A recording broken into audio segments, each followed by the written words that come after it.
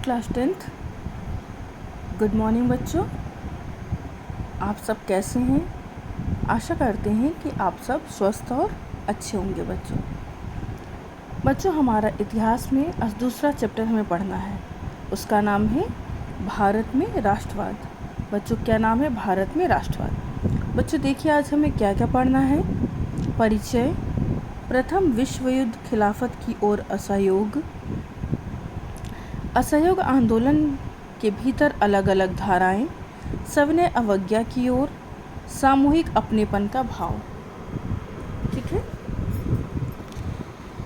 बच्चों, परिचय में वियतनाम और दूसरे उपनिवेशों की भांति भारत में भी आधुनिक राष्ट्रवाद के उदय की घटना उपनिवेशवाद विरोधी आंदोलन के रूप से जुड़ी हुई है। भारतीय लोग उपनिवेशिक शासकों के विरुद्ध संघर्ष के दौरान आपसी एकता के भली भांति जानते थे। औपनिवेशिक शासन के उत्पीड़न और दमन के सम्मिलित भाव ने देश के विभिन्न समूहों को एक दूसरे से आपस में घनिष्ठ रूप से जोड़ दिया बच्चों, किंतु देश के प्रत्येक वर्ग समूह पर उपनिवेशवाद का एक प्रभाव एक समान नहीं पड़ा। लोगों के औपनिवेशिक शासन के दौरान अनुभव व स्वतंत्रता के मायने भी अलग अलग थे। महात्मा गांधी के नेतृत्व में कांग्रेस ने इन समूहों को एकत्रित करके एक बड़ा आंदोलन खड़ा किया, किंतु इस एकता के टकराव के बिंदु भी निहित हैं। बच्चों उस समय राष्ट्रीय जब आंदोलन हुआ करते थे, ऐसी भीड़ बहुत आम चीज़ थी। मतलब ऐसी भीड़ अक्सर राष्ट्रीय आंदोलन में देखने को मिलती थी बच्चों। फिर है भारत में 1919 के बाद के वर्षों में राष्ट्रीय आंदोलन का नए क्षेत्रों तक प्रसार हो गया था। उनमें नए सामाजिक समूह शामिल हो गए थे तथा संघर्ष की नई पद्धति सामने आ रही थी। सर्वप्रथम यह स्पष्ट है कि विश्व युद्ध ने एक नई आर्थिक और राजनीतिक स्थिति उत्पन्न कर दी बच्चों, जिसके चलते देश का रक्षा व्यय में बड़े पैमाने पर वृद्धि हुई। बच्चों ये क्या था हमारा? प्रथम विश्व युद्ध, खिलाफत और असहयोग आंदोलन। ठीक है, उसके बारे में बच्चों हम लोग पढ़ रहे हैं, जिसके चलते देश की रक्षा व्यय में बड़े पैमाने पर वृद्धि हुई। इस समय की क्षतिपूर्ति हेतु बड़े पैमाने पर ऋण लिए गए बच्चों। करों में वृद्धि हो गई, सीमा कर में वृद्धि की गई तथा आय पर आयकर लगाने की शुरुआत की गई। विश्व युद्ध के दौरान वस्तुओं की कीमतों में तेज उछाल आया। 1913 में 1918 के वर्षों में दोगुनी कीमतें बढ़ चुकी थीं, जिसका जनसामान्य के जीवन पर बुरा प्रभाव पड़ा बच्चों। जाहिर सी बात है, जब हमारी स्थिति दयनीय होती है, जब हमारे समाज की स्थिति, हमारे देश की स्थिति दयनीय होती है, वहाँ कुछ ऐसी चीज़ों में बदलाव आता है जिसको झेल पाना मुश्किल होता है। वहीं यहाँ पे हुआ, यहाँ कीमतों में उछाल आया, जो सबके जीवन पर, जो जन सामान्य लोग थे उन पर बुरा प्रभाव पड़ा। युद्ध के लिए सिपाहियों की आवश्यकता को पूरा करने के लिए गाँवों से जबरन लोगों की भर्ती कराई जा रही थी, जिससे ग्रामीण क्षेत्र के लोगों के मन में औपनिवेशिक सरकार के प्रति भारी गुस्सा और दोष था बच्चों। क्योंकि जाहिर सी बात है, जब हम जिसके लिए तैयार न हो वो कार्य करने के लिए जब हमें ज़बरदस्ती किया जाता है या उसके लिए हमें प्रताड़ित किया जाता है, तो वहाँ हमारा गुस्सा किसी न किसी रूप में आगे आता है बच्चों। तो 1918 के 1920-21 में देश के खाद्य पदार्थों का बड़े पैमाने पर अभाव उत्पन्न हो गया। उसी समय देश में फ्लू की महामारी फैल गई। 1921 की जनगणना के अनुसार अकाल दुर्भिक्ष और महामारी के चलते देश के 120 से 130 लाख लोग मारे गए बच्चों। लोगों को ऐसी आशा थी कि युद्ध समाप्ति के उपरांत उनके कष्ट कम हो जाएंगे, लेकिन व्यर्थ में ऐसा नहीं हुआ, यथार्थ में ऐसा नहीं हुआ। क्योंकि बच्चों जब युद्ध होता है तो वो बहुत सारे कष्ट और बहुत सारे ऐसी चीज़ों को छोड़ जाता है जो नहीं होना चाहिए। इसी के कालखंड में भारतीय राजनीति के परिदृश्य पर एक नेता महात्मा गांधी का उद्भव हुआ। जिसने राष्ट्रीय स्वतंत्रता संग्राम में सत्य, अहिंसा, असहयोग, सत्याग्रह के हथियार से संघर्ष की एक नई विधि का श्री गणेश किया बच्चों। उस समय महात्मा गांधी का उद्भव हुआ बच्चों। क्या उद्भव? जिससे राष्ट्रीय स्वतंत्रता संग्राम में सत्य, अहिंसा, असहयोग, सत्याग्रह के हथियार से संघर्ष के एक नई विधि का श्री गणेश हुआ, यानी एक नई विधि का शुभारंभ हुआ बच्चों, जिससे एक नए विचार की ओर अग्रसर हुए बच्चों। फिर आता है सत्याग्रह का विचार। सत्याग्रह क्या है? जनवरी 1915 में महात्मा गांधी दक्षिण अफ्रीका से भारत वापस लौटे। महात्मा गांधी ने दक्षिण अफ्रीका की रंगभेद, नस्लभेदी सरकार के विरुद्ध सफल संघर्ष किया बच्चों। दक्षिण भारतीय की नस्लभेदी सरकार के विरुद्ध उन्होंने जो संघर्ष की पद्धति अपनाई, उससे उन्होंने सत्याग्रह नाम दिया बच्चों। क्या दक्षिण अफ्रीका की नस्लभेदी सरकार के विरुद्ध जो उन्होंने संघर्ष की पद्धति अपनाई, उसे क्या नाम दिया गया था? सत्याग्रह नाम दिया गया बच्चों। ये किसके द्वारा हुआ था? महात्मा गांधी जी के द्वारा। फिर आता है बच्चों, आगे देखिए, सत्याग्रह के विचार में सत्य की शक्ति पर आग्रह और सत्य की खोज पर जोर दिया जाता था। इसका अर्थ यह था कि अगर आपका उद्देश्य सच्चा है, यदि आपका संघर्ष अन्याय के खिलाफ है, तो उत्पीड़न से मुकाबला करने के लिए आपको किसी शारीरिक बल की आवश्यकता नहीं है बच्चों।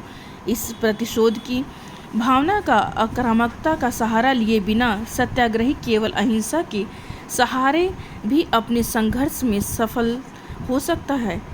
इसके लिए दमनकारी शत्रु के चेतना को झिझोड़ना चाहिए। उत्पीड़न शत्रु को ही नहीं बल्कि सभी लोग को हिंसा के जरिए सत्य को स्वीकार करने पर विवश करने की बजाय सच्चाई को देखने और सहज भाव से स्वीकार करने के लिए प्रेरित किया बच्चों। इस संघर्ष में अंततः सत्य की ही जीत होती है। गांधी जी का विश्वास था कि अहिंसा का यह धर्म सभी भारतीयों को एकता के सूत्र में बांध सकता है बच्चों। इसका क्या था? इस संघर्ष का अंततः क्या था बच्चों? सत्य की ही जीत होती है। गांधी जी का यह विश्वास था कि अहिंसा का वह धर्म सभी भारतीय लोगों को एकता के सूत्र में बांध सकती है। फिर बच्चों, भारत आने के बाद गांधी जी ने कई स्थानों पर सत्याग्रह आंदोलन चलाया। 1917 में उन्होंने बिहार के चंपारण इलाके का दौरा किया और दमनकारी बागान व्यवस्था के खिलाफ किसानों को संघर्ष के विरुद्ध प्रेरित किया। 1917 में उन्होंने गुजरात के खेड़ा जिले के किसानों की मदद के लिए सत्याग्रह का आयोजन किया। फसल खराब हो जाने और प्लेग की महामारी के कारण खेड़ा जिले के किसान लगान चुकाने की हालत में नहीं है। वे चाहते थे कि लगान वसूली में ढील दी जाए। 1918 में गांधी जी सूती कपड़ा कारखानों के मजदूरों के सत्याग्रह आंदोलन चलाने का अहमदाबाद पहुँचे। बच्चों, ये गांधी जी के द्वारा चलाए गए आंदोलन थे बच्चों। फिर आता हमारा रॉलेट एक्ट। फिर है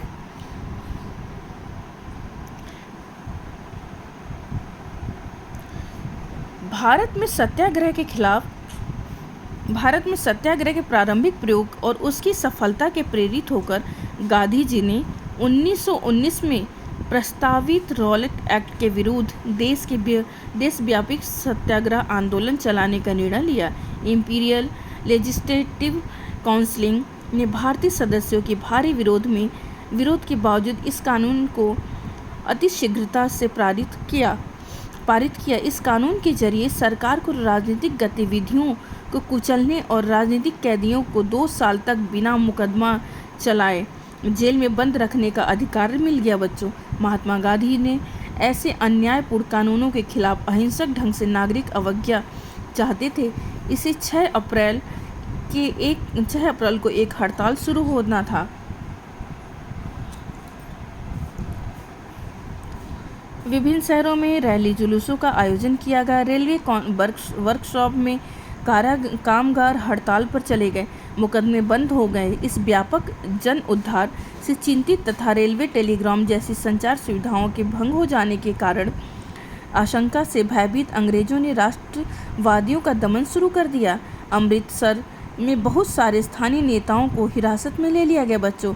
गांधी जी ने दिल्ली में प्रवेश करने पर पाबंदी लगा दी। 10 अप्रैल को पुलिस ने अमृतसर में एक शांतिपूर्ण जुलूस पर गोली चला दी। इसके बाद लोग बैंकों, डाकखाने और रेलवे स्टेशनों पर हमले करने और तत्कालीन जनरल डायर ने देश की कमान अपने हाथ में ले ली और मार्शल लॉ लागू कर दिया। राष्ट्रवादियों के प्रतिशोध को कुचलने को तत्पर ब्रिटिश उपनिवेशिक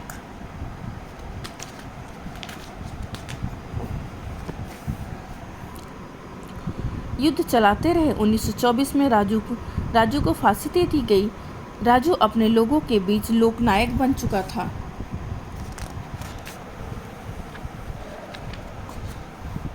बच्चों सॉरी, थोड़ा सा हम पेज पलट दिए थे, ठीक है। सरकार ने 13 अप्रैल 1919 को जलियांवाला बाग हत्याकांड को अंजाम दिया। 13 अप्रैल को अमृतसर स्थित जलियांवाला बाग मैदान में बड़ी संख्या में ग्रामीण लोग वैसाखी मेले में भाग लेने आए।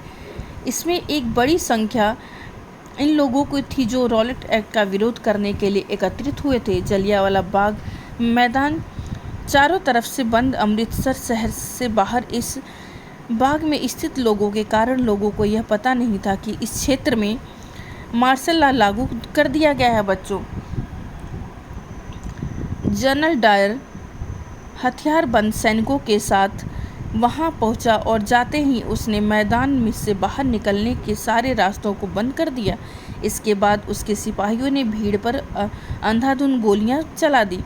सैकड़ों लोग मारे गए। बाद में उसने बताया कि वह सत्याग्रहियों के जहन में दहशत और विस्मय का भाव पैदा करके एक नैतिक प्रभाव उत्पन्न करना था।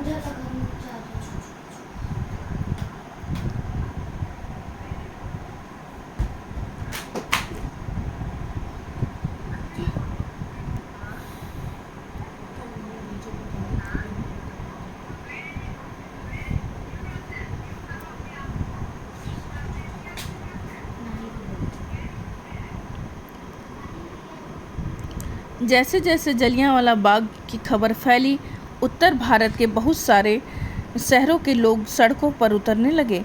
हड़ताल होने लगी। लोग पुलिस के मोर्चे लेने लगे और सरकारी इमारतों पर हमला करने लगे। सरकार ने यह कार्रवाइयों को निर्ममता से कुचलने का रास्ता अपनाया। सरकार लोगों को अनियमित और आतंकित करना चाहती थी। सत्याग्रहियों को जमीन पर नाक रगड़ने के लिए सड़क पर घिसट कर चलने और सारे साहिबों को सलाम मारने और मजबूर किया। लोगों को कोड़े मारे गए और गाँव में गुजरीवाला पंजाब बम बरसाए गए। हिंसा फैलते देख महात्मा गांधी ने आंदोलन वापस ले लिया। भारत के रॉलेट एक्ट सत्याग्रह बहुत बड़ा आंदोलन था, लेकिन अभी भी यह मुख्य रूप से शहरों और कस्बों तक ही सीमित था। महात्मा गांधी पूरे भारत में और भी ज़्यादा जनाधार वाला आंदोलन खड़ा करना चाहते थे, लेकिन उनका मानना था कि हिंदू मुसलमानों को एक दूसरे के नज़दीक लाए बिना कोई ऐसा आंदोलन नहीं चलाया जा सकता। उन्हें लगता था कि खिलाफत का मुद्दा उठाकर वे दोनों समुदायों को नज़दीक ला सकते हैं। बच्चों, पहले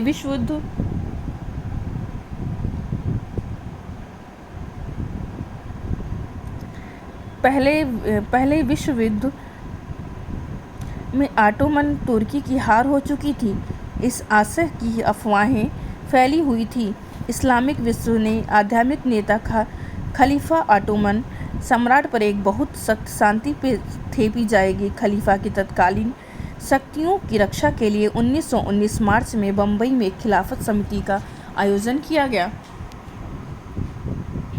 गठन किया गया। मोहम्मद अली और शौकत अली बंधुओं के साथ कई युवा नेताओं ने एक मुद्दे पर संयुक्त जन कार्रवाई की तलाशने के लिए महात्मा गांधी के साथ चर्चा शुरू कर दी। महात्मा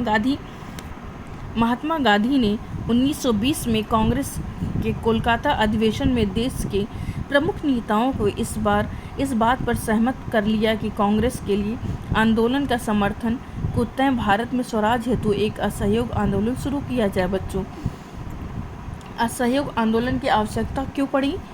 महात्मा गांधी ने अपनी प्रसिद्ध पुस्तक हिंद स्वराज 1909 कहा था कि भारत में ब्रिटिश शासन भारतीयों का के सहयोग की स्थापित था और शासन इसी सहयोग के कारण चल पा रहा है।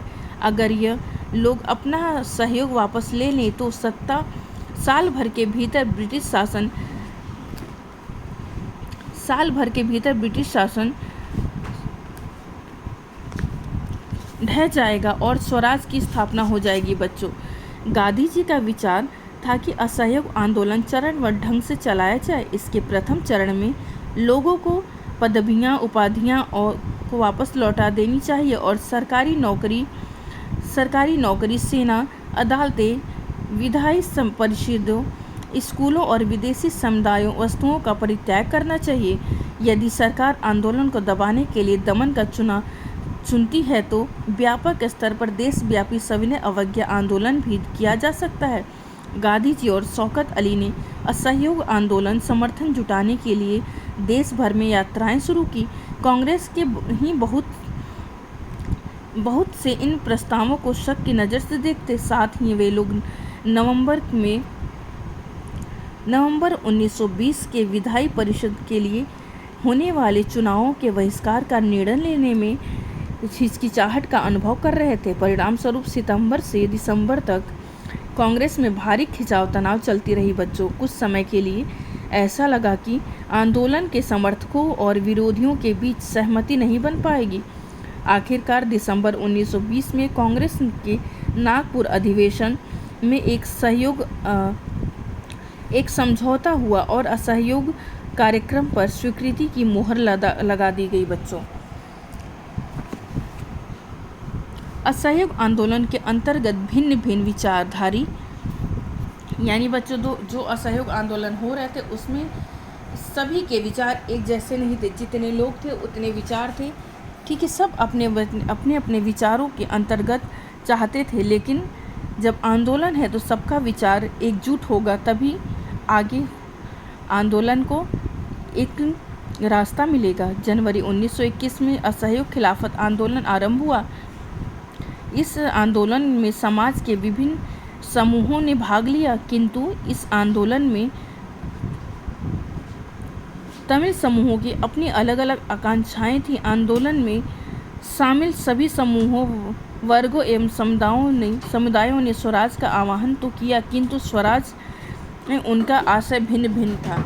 बच्चों, सभी मिल गए, सभी ने उसको चाहा कि सभी उसके लिए तैयार हो गए, लेकिन सबकी इच्छाएं, सबकी सोच अलग अलग थी। नगरीय क्षेत्र में आंदोलन इस आंदोलन का आरंभ नगरीय मध्यवर्ग की सहभागिता से शुरू हुआ। बड़ी संख्या में विद्यार्थियों ने स्कूल कॉलेज छोड़ दिया। विद्यालय हेडमास्टर और शिक्षकों ने इस्तीफे सौंप दिए। वकीलों ने मुकदमे लड़ना छोड़ दिया। अतिरिक्त अधिकतर प्रांतों राज्यों में लोगों ने परिषदीय चुनावों का बहिष्कार किया। मद्रास में गैर ब्राह्मणों द्वारा बनाई गई जस्टिस पार्टी का मानना था कि काउंसिलिंग में प्रवेश के जरिए उन्हें वे अधिकार मिल सकते हैं जो सामान्य रूप से केवल ब्राह्मणों को मिल पाते हैं। इसलिए इस पार्टी ने चुनाव का बहिष्कार नहीं किया। आर्थिक मोर्चे पर असहयोग का असर और भी ज़्यादा नाटकीय रहा। विदेशी सामानों का बहिष्कार किया गया, शराब की दुकानों में पिकेटिंग की गई और विदेशी कपड़ों की होली जलाई जाने लगी। 1921 से 1922 में विदेशी कपड़ों का आयात आधा रह गया था। उसकी कीमत 102 करोड़ से घटकर 57 करोड़ रह गई। बहुत सारे स्थानों पर व्यापारियों ने विदेशी चीज़ों का व्यापार करने या विदेशी व्यापार में पैसा लगाने से इनकार कर दिया। बच्चों, बहिष्कार आंदोलन फैला और लोग आयातित कपड़े और छोड़कर केवल भारतीय कपड़े पहनने लगे, तो भारतीय कपड़ा मिलों का हाथ कर्धों का उत्पादन भी बढ़ने लगा। बच्चों,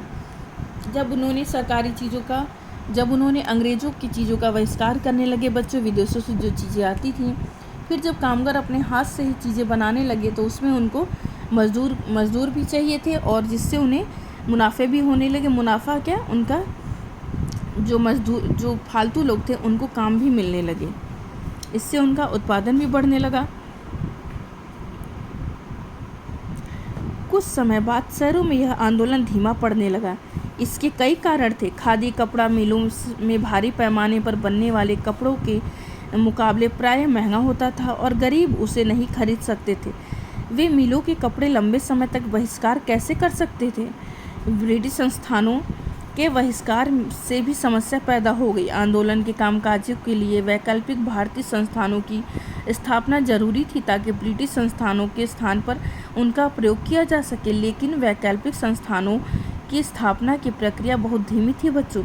फलस्वरूप विद्यार्थी और शिक्षक सरकारी स्कूलों में लौटने लगे और वकील दोबारा सरकारी अदालतों में दिखाई देने लगे। ग्रामीण क्षेत्रों में विद्रोह। असहयोग आंदोलन के साथ साथ ग्रामीण अंचलों में तेजी से विद्रोह फैल गए। प्रथम विश्व युद्ध के पश्चात देश के विभिन्न भागों में चले किसानों और आदिवासियों के संघर्ष में इस असहयोग आंदोलन में शामिल हो गए। सन्यासी बाबा रामचंद्र अवध के किसानों का नेतृत्व कर रहे थे। इससे पहले वे बाबा रामचंद्र फिजी में गिरमिटिया मजदूर के रूप में काम कर चुके थे। आंदोलन तालुकदारों और जमींदारों के खिलाफ था जो किसानों से भारी भरकम लगान और तरह तरह के कर वसूल करते थे। किसानों को बेगार करनी पड़ती थी। पट्टेदार के तौर पर उनके पट्टे निश्चित होते थे। उन्हें कई बार पट्टे की ज़मीन से हटा दिया जाता था ताकि ज़मीन पर उनका अधिकार स्थापित न हो सके। किसानों की मांग थी लगान कम करना बच्चों, बेगार खत्म और दमनकारी जमींदारों का सामाजिक बहिष्कार किया जाए। बहुत सारे स्थानों पर जमींदारों की नाई धोबी की सुविधाएं से वंचित करने के लिए पंचायतों ने नाई धोबी बंद का फैसला लिया। जून 1920 में जवाहरलाल नेहरू ने अवध के गांवों का दौरा किया, गांव वालों से बातचीत की और उनकी व्यथा समझने का प्रयास किया। अक्टूबर तक जवाहरलाल नेहरू ने बाबा रामचंद्र तथा कुछ अन्य लोगों के नेतृत्व में अवध किसान सभा का गठन कर लिया बच्चों। महीने भर में इस पूरे इलाके में गरीबों संगठन की 300 से ज़्यादा शाखाएं बन चुकी थीं। अगले साल जब असहयोग आंदोलन शुरू हुआ तो कांग्रेस के अवध किसान संघर्ष की इस आंदोलन में शामिल करने के प्रयास किया, लेकिन किसानों के आंदोलन में ऐसे स्वरूप विकसित हो चुके थे जिसने कांग्रेस का नेतृत्व खुश नहीं था बच्चों। 1921 में जब आंदोलन फैला तो तालुकदार व्यापार के मकानों पर हमले होने लगे, बाजारों में लूटपाट होने लगी, अनाज के गोदामों पर कब्जा कर लिया गया। बहुत सारे स्थानों पर स्थानीय नेता किसानों के समझ रहे थे कि गांधी जी ने ऐलान कर दिया कि अब कोई लगान नहीं भरेगा और ज़मीन गरीब में बांट दी जाएगी। महात्मा गांधी का नाम लेकर लोग अपनी सारी कार्रवाई की आकांक्षाओं से सही ठहरा रहे थे बच्चों। क्या था? लगान न देना, अपनी ज़मीन अपने पास रखना, उसमें खेती करना, खुद उपजाना और उसे खुद व्यापार तक पहुंचाना। ये बच्चों किसानों की आकांक्षा थी जिसके लिए गांधी जी ने सहयोग देना प्रारंभ किया।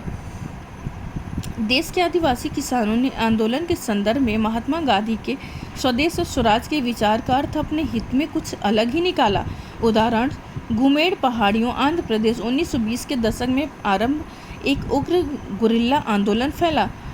कांग्रेस ने इस तरह के हिंसक संघर्ष को स्वीकार नहीं किया। दूसरे उन क्षेत्रों में वन की भांति यहाँ भी ब्रिटिश सरकार ने बड़े बड़े जंगलों के प्रवेश पर प्रतिबंध लगा दिया था। स्थानीय लोगों ने इन जंगलों में न तो मवेशियों को चारा खिला सकते थे और न ही जलावन की लकड़ी बीन सकते थे। इससे पहाड़ों के लोगों को परेशानी और गुस्सा था।